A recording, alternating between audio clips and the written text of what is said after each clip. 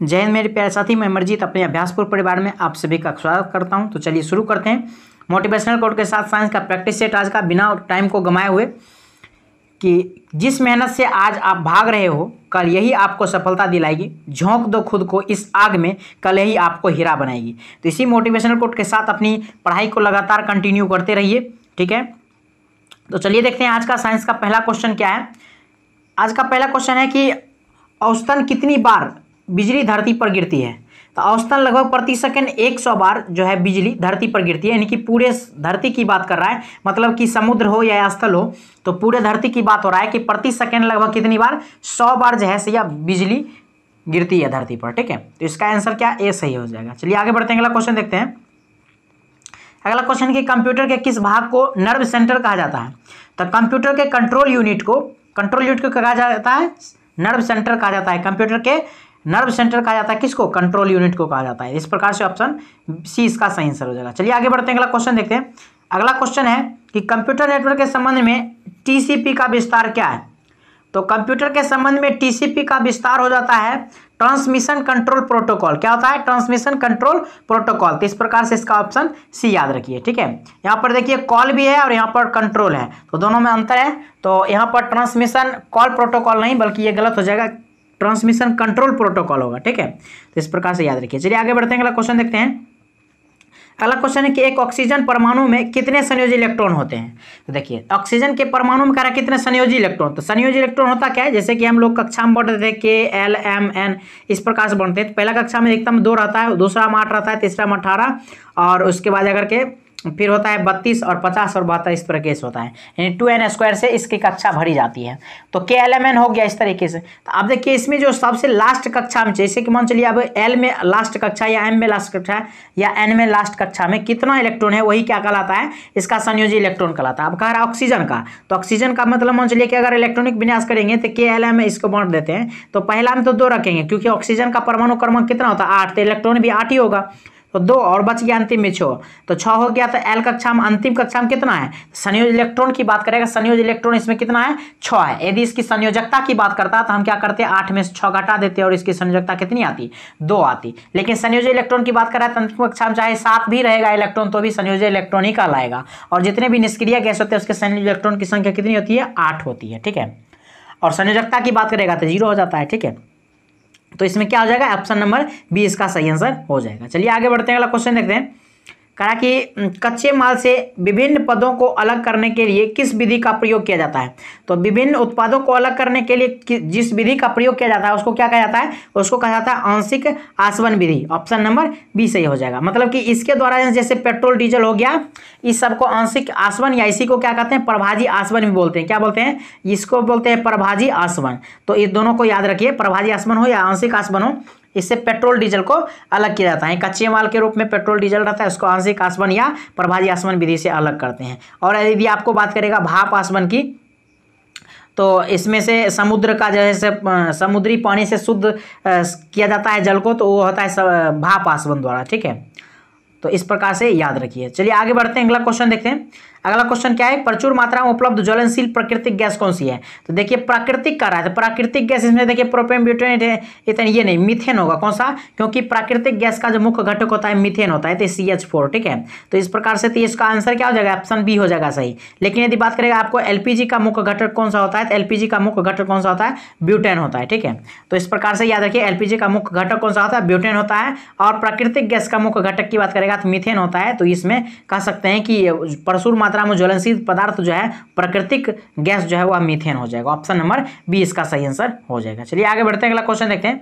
कहा कि आधुनिक आवर्त सारणी के नियम किसने दिया था, जिसके अनुसार तत्वों के भौतिक और रासायनिक गुण उनकी परमाणु संख्या के आवर्ती फलन होते हैं या आवर्ती फंक्शन होते हैं। देखिए तो क्या आधुनिक आवर्त सारणी में किसने दिया कि भौतिक और रासायनिक गुण के परमाणु, तो इसका आंसर कौन सा हो जाएगा, हेनरी मोसले ने दिया था। कौन, आधुनिक आवर्त सारणी की बात करें तो आधुनिक आवर्त सारणी किसने दिया था, हेनरी मोसले में। लेकिन सिर्फ यदि बात कर देगा आपको आवर्त सारणी की, तो सिर्फ आवर्त सारणी की बात करेगा तब कौन सा हो जाएगा, तब होगा मेंडलीव। कौन सा होगा, मेंडलीव होगा। और ये आधुनिक आवर्त सारणी 1913 ईस्वी में बना था, ठीक है।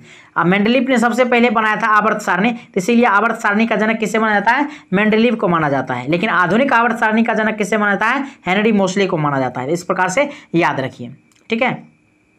आगे बढ़ते हैं, अगला क्वेश्चन देखते हैं। इससे देखिए एक क्वेश्चन और पूछा जाता है, क्या कि कहेगा कि परमाणु द्रव्यमान के आधार पर किसने किया था? तो हेनरी मोसले। इसके अलावा कुछ भी आपको पूछ दे, चाहे न्यूलैंड पूछ दे या डॉबेरेनर दे दे या मेंडलीव दे दे, कोई भी, तो उसमें क्या था? परमाणु द्रव्यमान के आधार पर सजाया था। एक ही था ये जो हेनरी मोसले था, यह परमाणु क्रमांक के आधार पर सजाया था। किस पर? क्रमांक के। बाकी सब द्रव्यमान के आधार पर सजाया था, ठीक है। तो ये भी पूछा जाता है कि हेनरी मोसले ने किस क्रम पर सजाया था? तो परमाणु क्रमांक के आधार पर सजाया था, और बाकी जो भी था वो सब परमाणु द्रव्यमान के आधार पर सजाया था। तो इस प्रकार से याद रखिए। चलिए आगे बढ़ते हैं, अगला क्वेश्चन देखते हैं। अगला क्वेश्चन है कि एक रेडियोधर्मी पदार्थ की अर्ध आयु 10 दिन है, तो इसका अभिप्राय यह है कि देखिए अर्ध आयु का मतलब हो गया कि आधा हो जाना। तो मान चलिए पूरा था, या 10 दिन में क्या हो गया? 10 दिन में आधा हो गया। मतलब कह सकते हैं 1 से आधा होने में कितना दिन लगा? 10 दिन। अब देखिए यह आधा से फिर इसका आधा, तो 1/2 को यदि आधा करेंगे तो इसमें 1/4 हो जाएगा। 1/4 होने में कितना लग जाएगा? फिर 10 दिन लग जाएगा। फिर इसका हम आधा करेंगे तो 1/4 करेंगे तो 1/8 हो जाएगा भाग। चूंकि आधा करते जाएंगे तो 2 से भाग देते जाएंगे, 2 से भाग देते जाएंगे तो और ज़्यादा 2 से गुना होता चला जाएगा। फिर 10 दिन लगेगा। इसमें कह रहा था कि पदार्थ के अर्ध आयुकाल 10 दिन है, तो इसका अभिप्राय यह है। इसमें से देखिए ऑप्शन देखना पड़ेगा। कह रहा है कि पदार्थ का पूर्ण विघटन 20 दिन में होगा। पूर्ण नहीं हो रहा है, देखिए, और धीरे धीरे घट ही रहा है ना। पूर्ण विघटन तो यहाँ हुआ नहीं है। अच्छा, पदार्थ का पूर्ण विघटन 40 दिन में होगा, वो भी नहीं होगा, क्योंकि ये धीरे धीरे और क्या हो रहा है, बहुत दिन के बाद जाकर के यह पूर्ण विघटन होगा। तो यहाँ पर 1/8 तक निकाले 30 दिन ही हो गया। अगर 40 निकालते तो 1/16वां भाग होता, पूर्ण नहीं होता, ठीक है।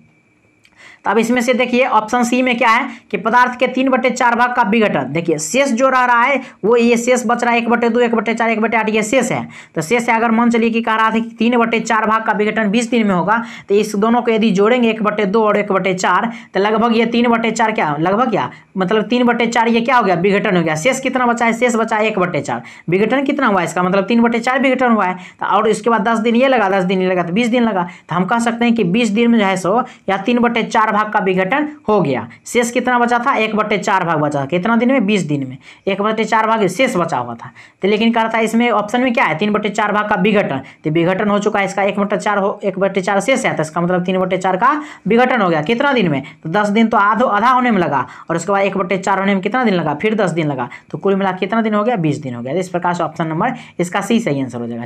ठीक है, आगे बढ़ते हैं, अगला क्वेश्चन देते हैं। एक ताप का मान ज्ञात करें जिस पर हवा में ध्वनि का वेग 0 डिग्री सेल्सियस पर वेग का दोगुना हो जाता है। देखिए यहाँ पर डिग्री सेल्सियस में दिया हुआ है, और इसका एक फॉर्मूला क्या होता है? V1/V2 बराबर हो जाता है √T1/T2। ये रिलेशन होता है। इस रिलेशन को याद रखना पड़ेगा आपको, कि जब आपको वेग और उसके बाद टेम्परेचर की बात कर देगा तो ये रिलेशन होगा V1/V2 बराबर √T1/T2 होता है। अब देखिए इसमें क्या कर रहा था कि इसमें ऑप्शन देखिए, इसमें क्या करता है? ध्वनि का वेग 0 डिग्री सेल्सियस पर वेग का दोगुना हो जाएगा। मान चलिए कि V1 बराबर यदि आप V मान लेते हैं, तो V2 बराबर क्या हो जाएगा? 2V हो जाएगा, ठीक है।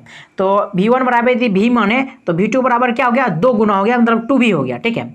और इसमें जो है यह डिग्री सेल्सियस में दिया है, तो इसको केल्विन में हमेशा, क्योंकि ताप कैसा मात्रा केल्विन होता है, तो इसको बदल लेना है। तो केल्विन में बदलेंगे तो इसमें क्या करेंगे? 273 को ऐड करेंगे, तो हम कह सकते हैं कि T1 जो दिया हुआ है वह 273 केल्विन दिया हुआ है, ठीक है। आप फिर इसको डिग्री सेल्सियस में से रहते, फिर उसमें भी बदलना भी करेगा। तो अब इसमें मान रखिए, तो V1 का मान V1, अब V2 बराबर क्या था? 1/2V। यानी कह सकते हैं कि V1/V2 था, V1 को माने V, तो V2 क्या हो गया? 2V हो गया। अब देखिए √T1 कितना था? 273, और /T2 तो हमको निकालना ही है, तो T2 निकालना। अब देखिए √, यदि इधर लाएंगे तो स्क्वायर हो जाएगा, तो V से बेसिक पहले कट गया, तो 1/2 का स्क्वायर हो जाएगा इधर, तो क्या आ जाएगा? 1/4। अब बराबर में हो गया 273, अब बटे में हो गया T2। अब देखिए T2 यदि निकालना हो तो इधर क्रॉस मल्टीप्लाई करेंगे, इसको 4 से गुना करेंगे, तो ये 273 को 4 से गुना करेंगे तो 1092 केल्विन आ जाएगा। और इसको जब हम बताएंगे डिग्री सेल्सियस में बनाएंगे तो क्या करेंगे? -273 कर देंगे, और घटाएंगे तो क्या बच जाएगा? 819 डिग्री सेल्सियस। तो इस प्रकार से क्या हो गया? ऑप्शन नंबर इसका बी सही आंसर हो जाएगा, यानी कि ऑप्शन नंबर बी इसका सही आंसर आ गया, ठीक है। तो अगला क्वेश्चन देखिए कि जल शोधन के लिए निम्नलिखित में से किसका प्रयोग किया जाता है? तो जल शोधन के लिए एलम का प्रयोग किया जाता है। जो पोटास एलम हम लोग बोलते हैं ना, तो वही एलम है। तो एलम का प्रयोग करते हैं किसके लिए? जल शोधन के लिए करते हैं। और सिरका का प्रयोग किस लिए करते हैं? तो सिरका का प्रयोग हम लोग किस लिए करते हैं?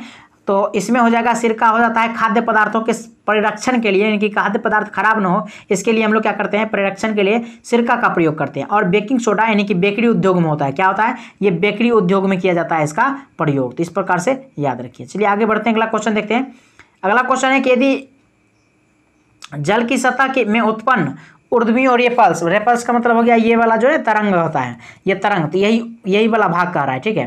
तो रेपल्स का आवर्तकाल 0.18 सेकेंड है तथा तरंग दैर्ध्य 9 सेंटीमीटर है, तो इसका वेग क्या होगा, तो v बराबर क्या होता है, एन लेमडा होता है। तो यानी कि हमको लेमडा जो है आवर्तकाल हमको निकालना पड़ेगा, क्योंकि इसमें क्या है, इसमें जो है सो वेग दिया हुआ है, आवर्तकाल का मान दिया हुआ है। आवर्तकाल यानी कि कह सकते हैं कि आवर्तकाल निकालने के लिए क्या होता है, लेमडा बराबर होता है 1/t होता है। टी क्या है, आवर्तकाल है, 1/t होता है। तो आप देखिए लेमडा बराबर हमको निकालना पड़ेगा। तो इसमें सबसे पहले नंबर तो टी बराबर क्या दिया हुआ है, टी बराबर हमको दिया हुआ है टी बराबर दिया हुआ है 0.18 सेकेंड, और एन बराबर क्या होता है, 1/t होता है। एन बराबर 1/t होता है, तो हम कह सकते हैं 1/0.18 यानी कि इतना हो गया। और v बराबर क्या होता है, एन लेमडा। तब हमको किसको क्या क्या चीज़ का मालूम है उसमें रख देंगे। v का मान हमको पता है, v बराबर निकालना ही है। n का मान दिया हुआ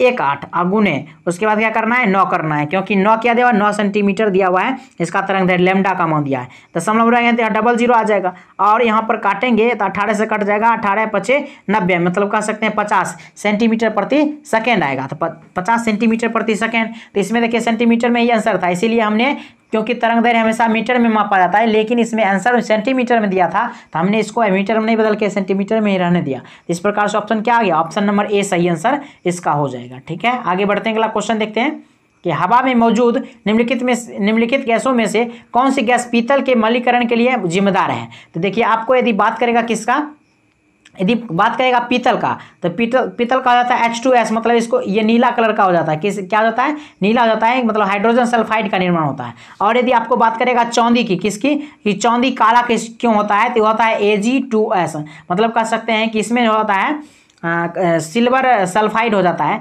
सिल्वर सल्फाइड के कारण काला हो जाता है, और इसमें जैसे हाइड्रोजन सल्फाइड के कारण क्या होता है, नीला हो जाता है कॉपर वाला में। ठीक है, तो कॉपर वाला में ये होता है, चांदी वाला में ये हो जाता है। तो इसको याद रखिए Ag2S और H2S। कॉपर के लिए H2S नीला रंग देता है, और चांदी के लिए Ag2S ये काला रंग देता है। तो इस प्रकार से याद रखिए। ठीक है, आगे बढ़ते हैं, अगला क्वेश्चन देखते हैं कि कह रहा है कि इनमें से किसे फल पकाने के लिए प्रयोग किया जाता है। तो देखिए फल पकाने के लिए कैल्शियम कार्बाइड का भी प्रयोग करते हैं, एसिटिलीन का भी प्रयोग करते हैं। तो इसमें से देखिए दोनों होना चाहिए था, लेकिन देखिए इसमें से आंसर अलग अलग दिया है। और देखिए ऑप्शन नंबर डी में दिया है कि कैल्शियम कार्बाइड और एसिटिलीन दोनों, तो इस प्रकार से ऑप्शन इसका डी सही आंसर हो जाएगा। नहीं तो ये ऑप्शन यदि नहीं रहता तो आप क्या मांग सकते थे, कैल्शियम कार्बाइड मांग सकते हैं। और कहता है यदि कृत्रिम रूप से तब एसिटिलीन हो जाता है। ठीक है, प्राकृतिक रूप से कैल्शियम कार्बाइड आप मार सकते थे। चलिए आगे बढ़ते हैं, अगला क्वेश्चन देखते हैं। अगला क्वेश्चन है कि डैश एक जीवाणु संबंधित रोग है। तो कौन सा जीवाणु संबंधित रोग है, तो इसमें जो है सो सिफिलिस जो है यह जीवाणु संबंधित रोग है। और ये जो है सो मायोकार्डियल अतिक्रमण जो होता है यह हृदय से संबंधित, देखिए कार्डियो दे रहा है ना, कार्डियो, इसका मतलब ये हो गया कि कार्डियल जहां भी लिखा है, कार्डिक अर्थ शब्द जहां आ जाएगा वहां सब हृदय से संबंधित है। उसके बाद पोलियो की बात करेंगे, तो पोलियो किससे होता है, तो पोलियो हो जाता है वायरस से। किससे होता है, वायरस से हो जाता है, वायरस से होता है। और दाद की बात करेगा तो दाद, खाज, खुजली, ये सब क्या होता है, ये सब कवक से होता है। किससे होता है, कवक से होता है। तो इस प्रकार से चारों ऑप्शन को याद रखिए। चलिए आगे बढ़ते हैं, अगला क्वेश्चन देखते हैं। कारण निम्नलिखित में से चिकित्सा विज्ञान की कौन सी शाखा यकृत के उपचार और अध्ययन के लिए संबंधित है। तो यकृत के उपचार और अध्ययन के लिए संबंधित है हेप्टोलॉजी, उसका कहा जाता है। क्या कहता है, हेप्टोलॉजी। या देखिए नेफ्रोलॉजी रहता तो वो भी हो सकता था, लेकिन इसमें कह रहा है कि यकृत के उपचार से संबंधित, यकृत के उपचार हेप्टोलॉजी भी उसको कहा जाता है। ठीक है, और यदि बात करेगा आपको ऑप्शन नंबर ए का कि हेलोकोलॉजी किसका अध्ययन होता है, तो हेलोकोलॉजी होता है या अल्सर का अध्ययन होता है। किसका, अल्सर का अध्ययन को कहा जाता है हेलोकोलॉजी। और हेट्रोलॉजी की बात करेगा तो हेट्रोलॉजी होता है सटे हुए अंगों का अध्ययन, जैसे किसी किसी का दो हाथ आपस में सट जाता है ना, तो उसी को कहते हैं हेट्रोलॉजी। मतलब कह सकते हैं कि सटे हुए अंगों का अध्ययन किया जाता है। ठीक है, सटे हुए अंगों का अध्ययन क्या कहलाता है, हेट्रोलॉजी कहलाता है। और हेल्कोलॉजी किसका कहलाता है, अल्सर का अध्ययन को हेल्कोलॉजी कहा जाता है। ठीक है, और उसके बाद जाकर के ये हेप्टोलॉजी, तो ये हो गया कि चिकित्सा विज्ञान को शाखा जिसमें यकृत का उपचार किया जाता है। ठीक है, तो इस प्रकार से याद रखिए। और इसकी बात करेगा जेरिएट्रिक्स से, तो ये वृद्ध का अध्ययन हो जाता है। ठीक है, तो इस प्रकार से याद रखिए। चलिए आगे बढ़ते हैं, अगला क्वेश्चन देखते हैं कि मनुष्य में ताप नियमन को डैश द्वारा नियंत्रित किया जाता है। देखिए हाइपोथैलेमस है, यह ताप नियंत्रण का काम करता है। तो हाइपोथैलेमस ब्रेन का ये हाइपोथैलेमस हो जाएगा, जो कि अग्र मस्तिष्क का भाग होता है। ठीक है, इस प्रकार से याद रखिए। चलिए आगे बढ़ते हैं, अगला क्वेश्चन देखते हैं। कह रहा रक्त अल्पता की स्थिति किसकी वजह से हो सकती है। तो रक्त अल्पता की जो होता है यह WBC की कमी के कारण रक्त अल्पता हो सकता है। और देखिए डेंगू जब काटता है तो उसमें किस चीज की कमी होता है, प्लेटलेट्स की कमी हो जाता है। इसमें क्या होता है, डेंगू काटने से प्लेटलेट्स की कमी हो जाता है। ठीक है, और ऑक्सीडेंट की कमी से इससे क्या होता है, तो ऑक्सीडेंट की कमी से बुखार या कमजोरी हो सकता है। क्या हो सकता है, या तो बुखार लग सकता है या फिर कमजोरी हो सकता है, ये ऑक्सीडेंट की कमी से। ठीक है, तो इस प्रकार से याद रखिए। चलिए आगे बढ़ते हैं, अगला क्वेश्चन देखते हैं। अगला क्वेश्चन है कि मगरमच्छ के बच्चे को क्या कहा जाता है। मगरमच्छ के बच्चे को कहा जाता है हैचलिंग। और गोसलिंग की बात करेंगे तो ये हो जाता है बत्तख के बच्चा। क्या होता है, बत्तख के बच्चा। कोडलिंग की बात करेगा तो कोडलिंग क्या होता है, तो कोडलिंग होता है तितली का बच्चा। क्या होता है, तितली के बच्चा को कोडलिंग कहा जाता है। और फिंगरलिंग क्या कहा जाता है, ये मछली का बच्चा को कहा जाता है। क्या कहा जाता है, मछली के बच्चा को कोडलिंग और तितली के बच्चे को मछली के बच्चे को फिंगरलिंग और तितली के बच्चे को कोडलिंग, और उसके बाद जाकर के मगरमच्छ के बच्चे को हैसलिंग, और गोसलिंग किसको कहा जाएगा, बत्तख के बच्चे को गोसलिंग कहा जाता है। इस प्रकार से इससे बहुत ज़्यादा बायोलॉजी में क्वेश्चन पूछा जाता है, तो इसको याद रखिए। चलिए आगे बढ़ते हैं, अगला क्वेश्चन देखते हैं। कह रहा है कि खींचे हुए तार में ऊर्जा होती है। तो खींचे हुए तार में ऊर्जा, इसका फॉर्मूला क्या होता है, तो इसका फॉर्मूला हो जाएगा कौन सा, फॉर्मूला हो जाएगा 1/2 गुने प्रतिबल गुने विकृति हो जाएगा। क्या हो जाएगा, 1/2 गुने प्रतिबल गुने विकृति हो जाता है खींचे हुए तार में ऊर्जा की मात्रा। ठीक है, इस प्रकार से याद रखिए। चलिए आगे बढ़ते हैं, अगला क्वेश्चन देखते हैं। आज का लास्ट क्वेश्चन है, क्रोमोग्राफी की तकनीकी का प्रयोग किया जाता है। तो क्रोमोग्राफी की तकनीकी का प्रयोग किया जाता है, ये हो जाएगा एक मिश्रण में अवयवी पदार्थों को अलग करने का होता है। एक मिश्रण में अवयवी पदार्थों को अलग करने का क्या कहलाता है, क्रोमोग्राफी कहलाता है। तो इस प्रकार से याद रखिए, बाकी कोई भी ऑप्शन सही नहीं है। ठीक है, तो इस प्रकार से 20 क्वेश्चन हमने आपको करवा पाया बिना टाइम गंवाए हुए। मैंने कोई मतलब फालतू की बात नहीं कहा। तो इस प्रकार से 20 क्वेश्चन आप अच्छी तरीके से कर पाए। आई होप का अच्छा लगा हो। अगर अच्छा लगा हो तो लाइक शेयर और कमेंट जरूर कर दें, और चैनल का अब तक सब्सक्राइब नहीं किया तो सब्सक्राइब जरूर कर लें, ताकि आपको साइंस का अच्छी बेहतरीन तरीके से प्रैक्टिस सेट आपको मिलता रहे। तो मिलते हैं फिर अगले वीडियो में। यहाँ तक वीडियो को देखने के लिए बहुत बहुत धन्यवाद। जय हिंद, जय भारत।